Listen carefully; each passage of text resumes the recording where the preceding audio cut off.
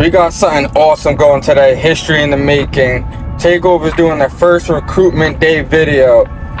You know, everybody knows June 15th is Recruitment Day for all kids of class of 2026. We had the great opportunity to go record David Perez, #1 ranked in New England, top 10 pound for pound in New England, and top 75 in the nation of class of 2026. We are so happy, you know, I've been watching David Perez wrestle since he was a kid, watch his growth, and, you know, just like him and every other kid in the same class, most of them been working their butts and tails and everything to, you know, get to this opportunity, and we have the chance and the opportunity to record him and, you know, just enjoy the experience to show you guys how it is to get all the Division I schools offered. It is 8:30 in the morning right now. I'm about 4 minutes away from his house, and he's already had 3 D1 schools call him. Once we get there, we'll figure out what schools have called him. But for now, just enjoy the video, and hopefully you future guys who's watching this, you guys will be next. 8:30 in the morning, sweeping the garage door on Recruitment Day.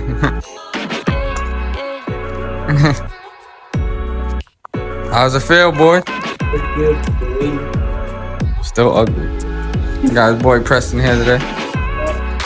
You're ugly too. So we're in David's little training center garage. You want to show us about the room? Yeah, so this half, obviously the wrestling mats, but this is where MMA goes down too. Oh. Me and my boys on the weekends will throw on the gloves and go at it in here. These are the mouth guards, because obviously you gotta have a mouth guard if you're gonna be throwing hands like that. This is the sauna. This is where the weight magically comes off. It's a pretty spacious.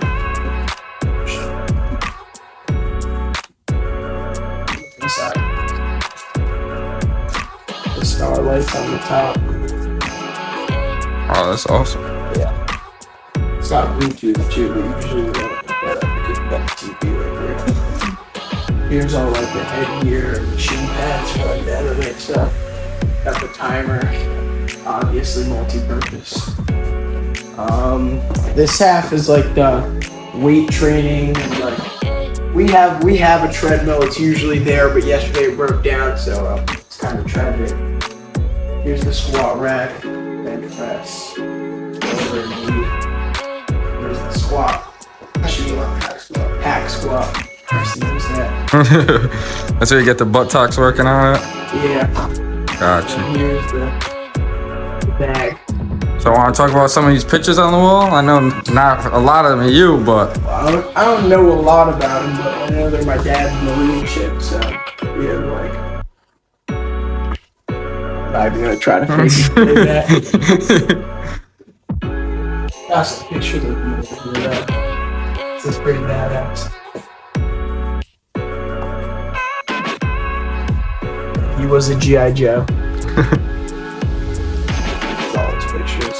I don't know what the plates are for, but I know they're like something important. And obviously the American flag, the Marine symbol. So will you eat off of them soon? Will you eat off of them? If you ever get like a D1 championship, is there like a bet that I can eat some chicken off of them plates or something? Nah, I don't think I'll ever be doing that. We got the power blocks obviously in the bike. Probably my favorite machine for losing weight. It was light on the legs. No choice put me onto that, so. Okay.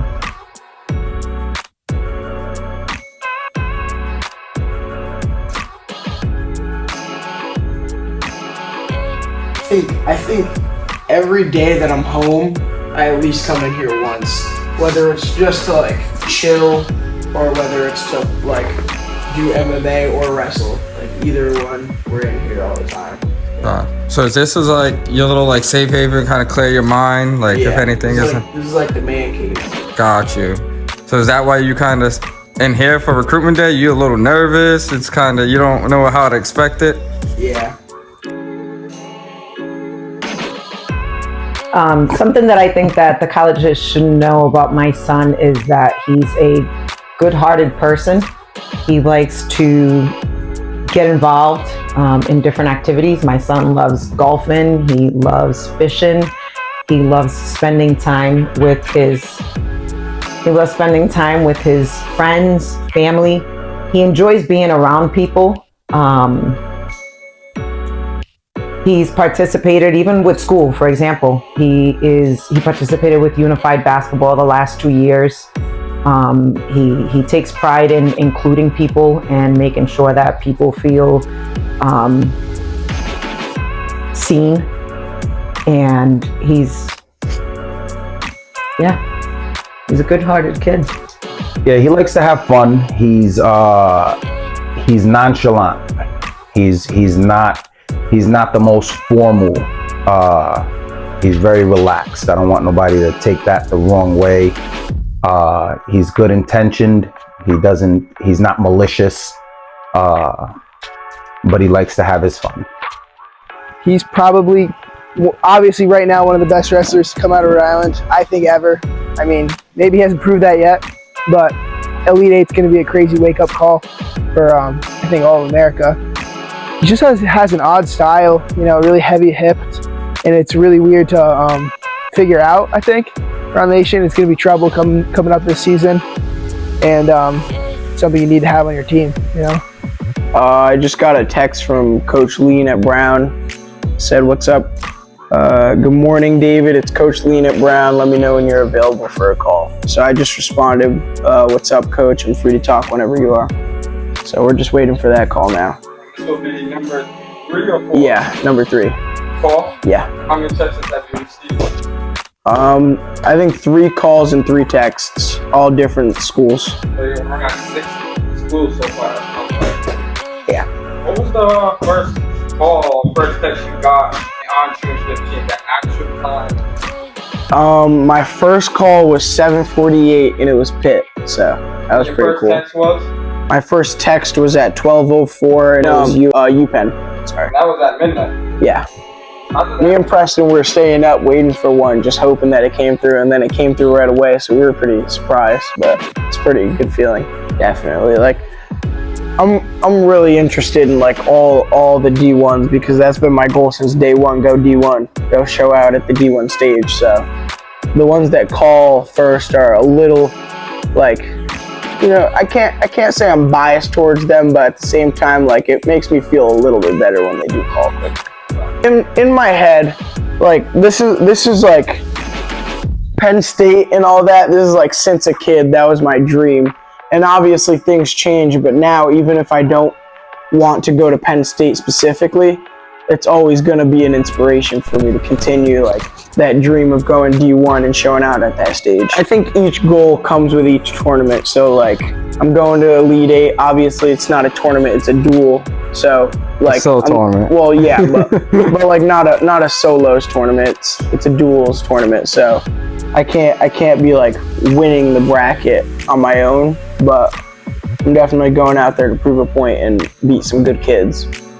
Well, first I started at Coventry Running Gauge, which like gave me like a basic like conception of what wrestling was and stuff like that. And then MQ was like, they built my base of what I am right now. So all the stuff I know right now was like the base of MQ. And then going to Pono, I probably had the biggest leap going from MQ to Pono. But I think it comes with like a level of maturity and like puberty and things, like other factors playing into it as to why, because I don't think that was the only reason was switching from MQ to Pono. But at the same time, like, MQ built my base, and now Pono sharpens those skills that I already know. So they go like hand in hand and they help each other.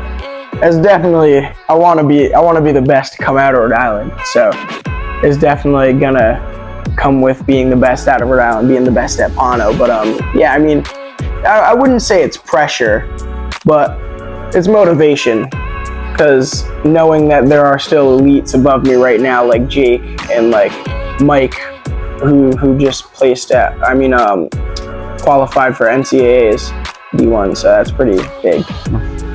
They're not ranking me, but I should be on that list. How about mascots? Mascots, I should be on that list too. All right. Oh, we got Brown calling. All right, the answer. Hello. Good morning, David. What's up, Coach? I'm chilling on a deck in Cape Cod, living big. Sounds amazing. So you just got off the first call that we actually got live with Brown University. How does that feel? Feels pretty good. It's obviously good connections over there, and it's Ivy League, so feels good.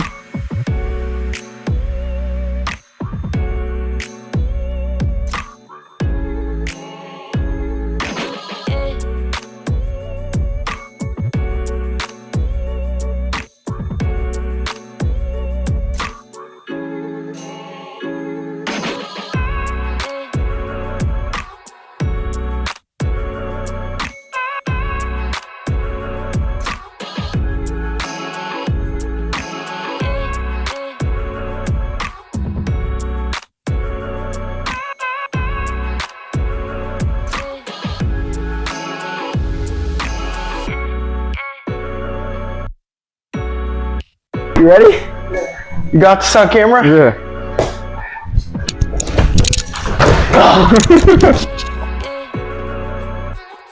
Trying to get a call. It's UNC. Playing basketball. Yeah, right now we're chilling in the wrestling room.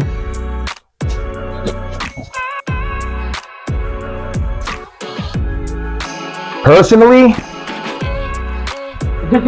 I would personally love to see him try out one of the military academies.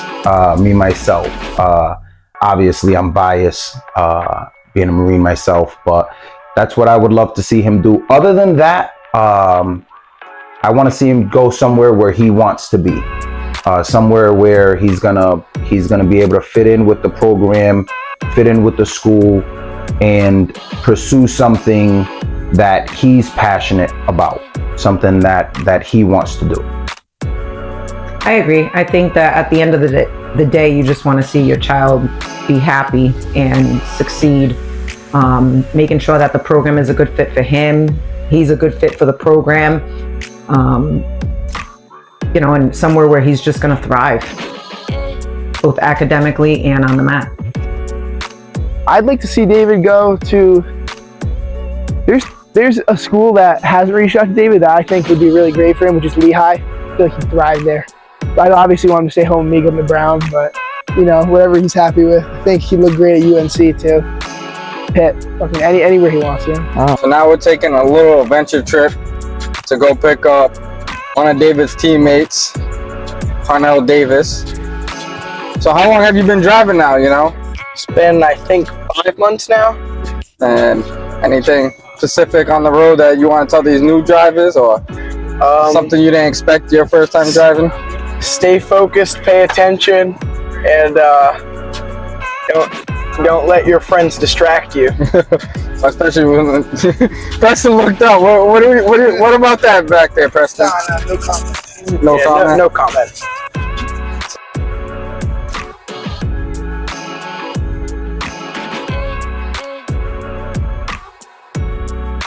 Five years ago, he started wrestling at 4, so it was, so this is something that, at the end of the day, when your child just starts a sport, right? And he did soccer. He was running kids over on the field, and that wasn't going to work out. Like, he was being overly aggressive. Then he tried T-ball, and T-ball, he was picking worms from, the ground, so that wasn't going to work. His attention span was just not there. And then wrestling came along, and it was just literally like he was just such a natural. Actually, I got calls on my first day too, but nothing like, it was a lot different. The type of schools, I guess I had a lot more like academic based schools. He has more like UNC, Pitt, crazy wrestling schools.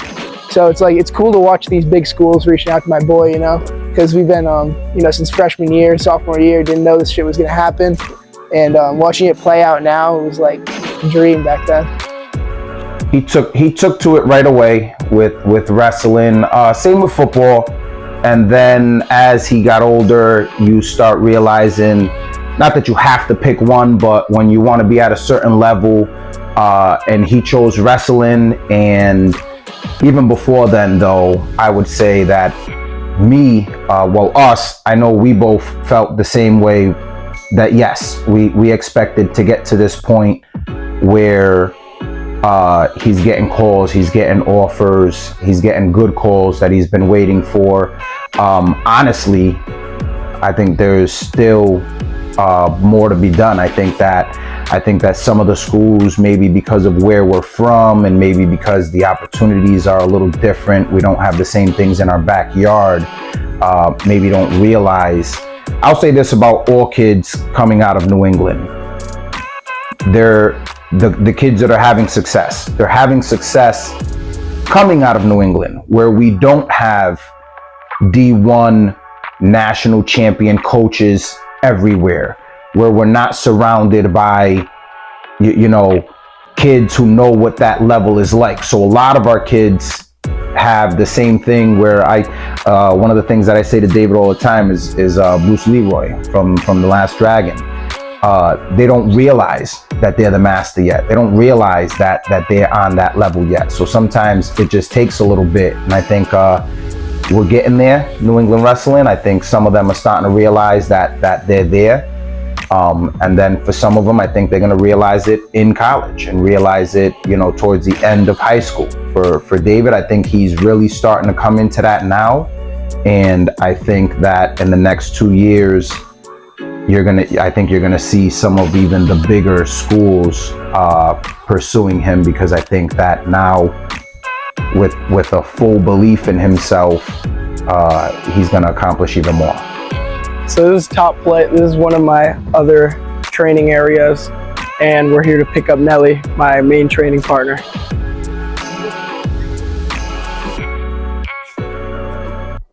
Recruited today? Yeah, Oh, you make- today's the big day.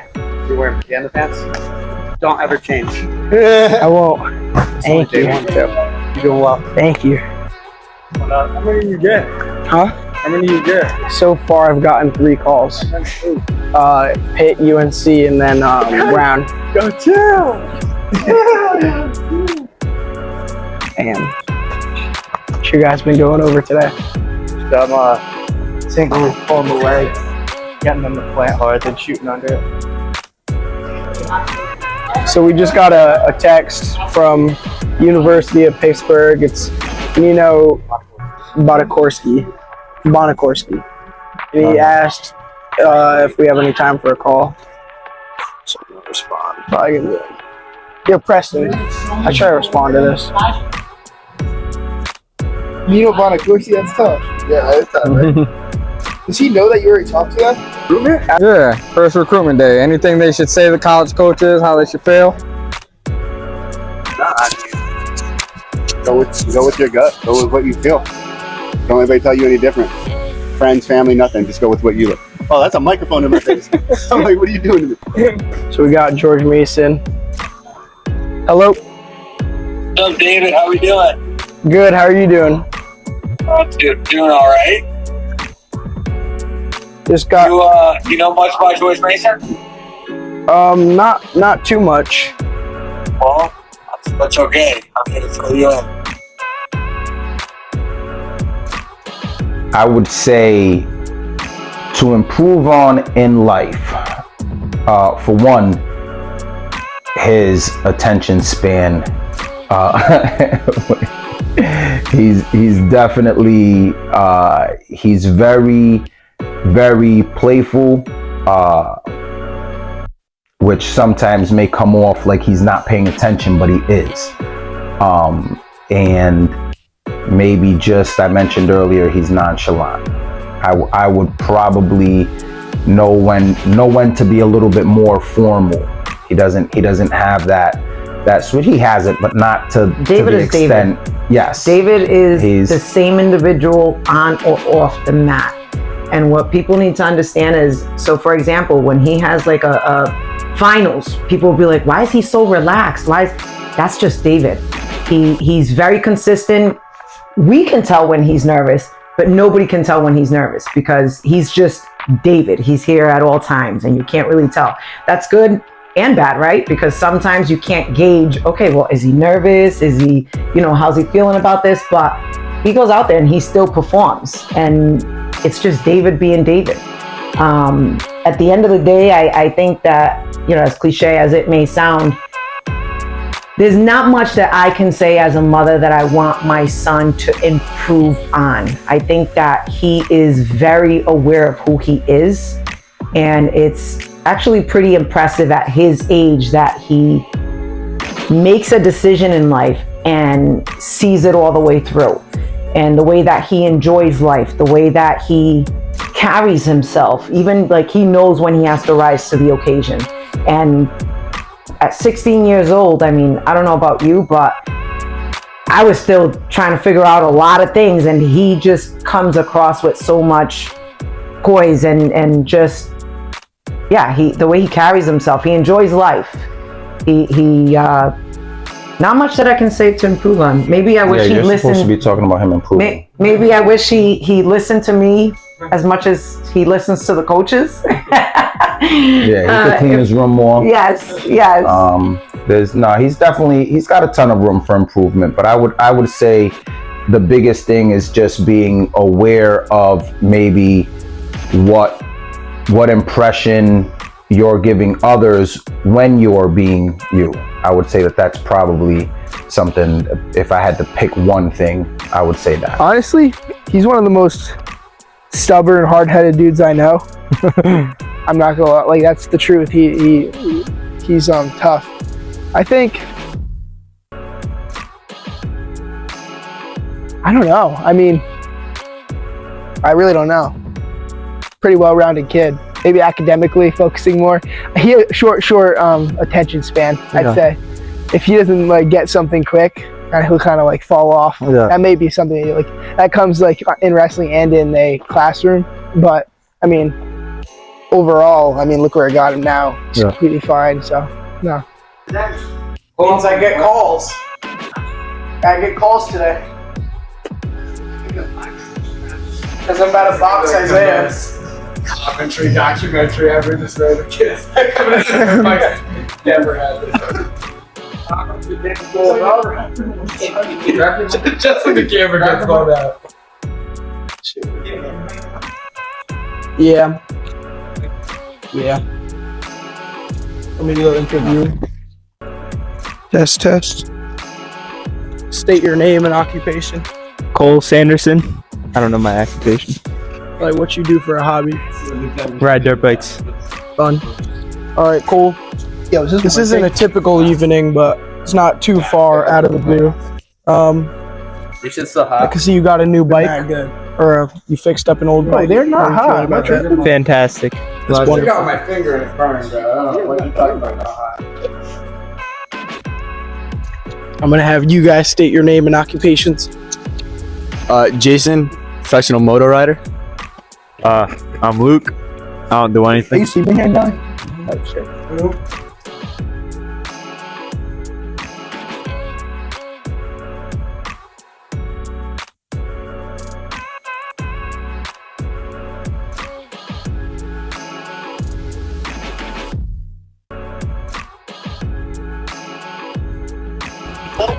Hello?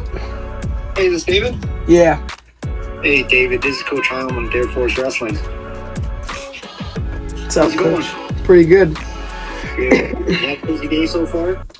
Somewhat, not really. We were just in the wrestling gym with my friends.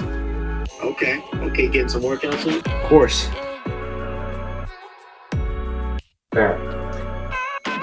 So for me, I would say, for one, don't believe the hype. You can pull off anything.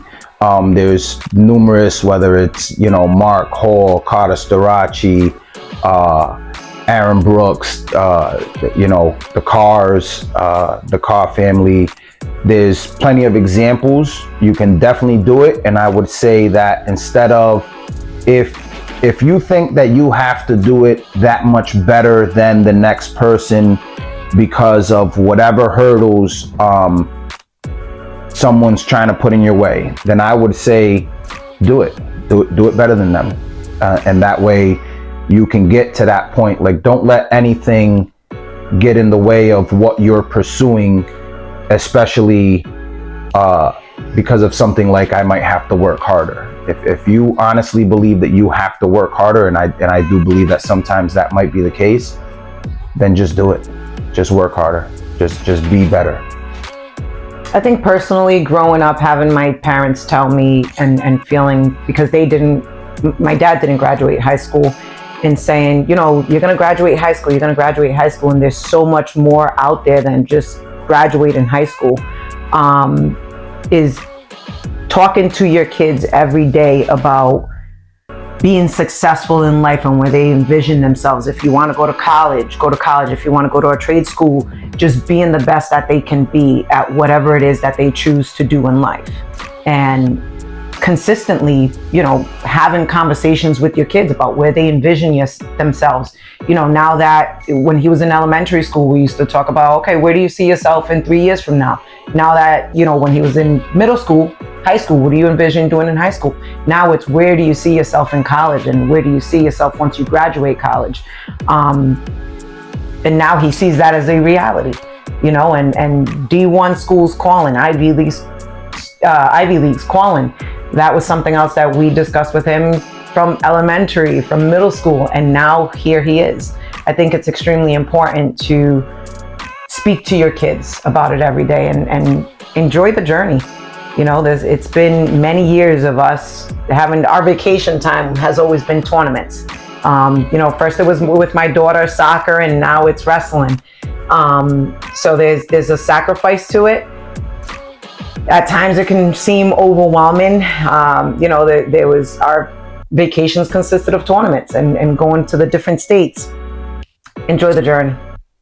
Yeah, for parents, I would definitely say if I'm giving any parents advice or trying to hoping to have their kid achieve anything with any sport, I would say remove your desire from the equation.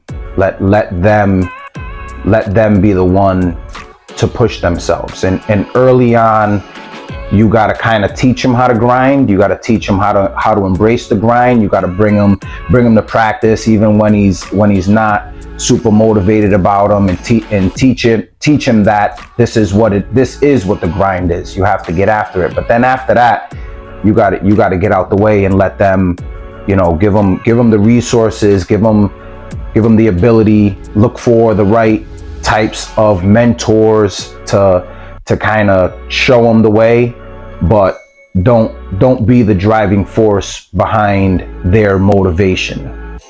You know, 10, 12 years old, David would be grinding it out Monday through Thursday, and he'd come to me because Mom was the one that would kind of say, okay, he doesn't have to go to practice. And Dad was like, nope, he's got to go to practice just for consistency. And at the end of the day, years later in high school, and, you know, we went to these tournaments, national tournaments, after a loss, to see my son come back from Oklahoma, from Reno, and he made it to the finals and lost in the finals, and come home Sunday to say, I'm going to practice on Monday, because he knew he didn't achieve what he wanted to, what he went out for. You know, that's when you see it paying it off, and it's on him. It's on him now. It's on them to be able to say, okay, the work is not done, but it starts early. It starts very early, and it started a lot younger. Early. Yes. I mean, you just have to be confident and know that you're supposed to be where you are. I think it's the biggest thing. You look at all these big schools, big names, you've been seeing them since you were younger, and you have to understand that you've gotten to a level that, like, you should be here. That's a hard concept to, like, take in because of these, like, you hear Pitt, you hear UNC, and you can't, like, conceptualize, like, that you're actually that good now. But you just got to be confident with your speaking and stuff, and it'll take you a long way. So, being part of something. On a college call, you know. I won't get into the details. I know it's probably a busy day for you against football, but just want to see if it's a BB gun. Of course, yeah, definitely.